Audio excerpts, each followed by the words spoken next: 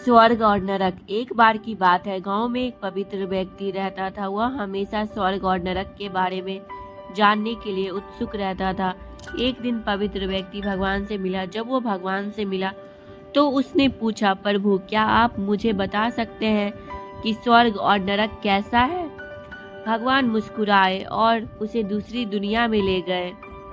वहाँ वे दो दरवाजे के सामने खड़े थे। भगवान ने उसे जाने के लिए कहा और प्रत्येक दरवाजे के अंदर खुद जाकर देखने के लिए कहा। पवित्र व्यक्ति ने जाकर पहला दरवाजा खोला। वहां उसने एक बड़ी गोल मेज देखी जिसके चारों ओर लोग बैठे थे। मेज के बीच में स्वादिष्ट सूप का एक बड़ा बर्तन रखा गया था। वहां बैठे सभी लोगों के हाथों में बहुत लंबे चम्मच थे।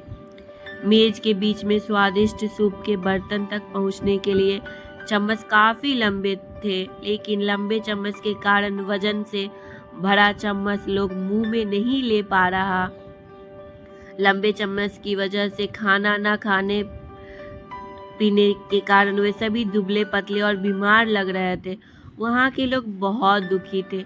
वहाँ पीड़ित लोगों के दुख को देखकर पवित्र व्यक्ति कांप उठा। वह उस कमरे से बाहर आया और दूसरे कमरे का दरवाजा खोला।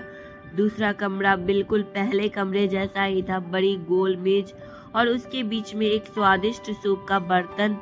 वहां बैठे सभी लोगों के हाथ में लंबे चम्मच था, लेकिन यहाँ के लोग स्वस्थ थे। वे एक दूसरे से बातें कर रहे थे और खाना खा रहे थे। पवित्र व्यक्ति यह देखकर प्रसन्न हुआ और उस कमरे से बाहर आ गया। फिर पवित्र व्यक्ति भगवान के पास गया और कहा, मुझे समझ नहीं आया कि दोनों कमरे एक ही जैसा है, फिर भी एक कमरा दुख से भरा है और दूसरा सुख से भरा है। भगवान ने उसे समझाया, आपने देखा कि लंबे चम्मच दूसरे को खिलाने के लिए ठीक ठाक है, लेकिन खुद को खिलाने के लिए ठीक नहीं है। आप जिस कमरे में पहले गए थे वह नरक था।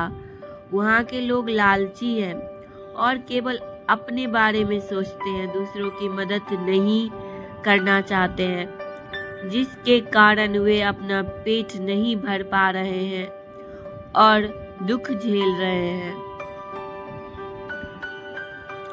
और दूसरा कमरा स्वर्ग था। यह उन लोगों से भरा है जो एक दूसरे की परवाह करते हैं और प्यार करते हैं, एक दूसरे को उन लंबे चम्मच से खिलाते हैं जिससे वो स्वस्थ और सुखी रहते हैं। इससे हमें यह शिक्षा मिलती है, यदि हम एक दूसरे का समर्थन और देखभाल करें तो हम अपने जीवन को स्वर्ग बना सकते हैं और खुशी से जी सकते हैं।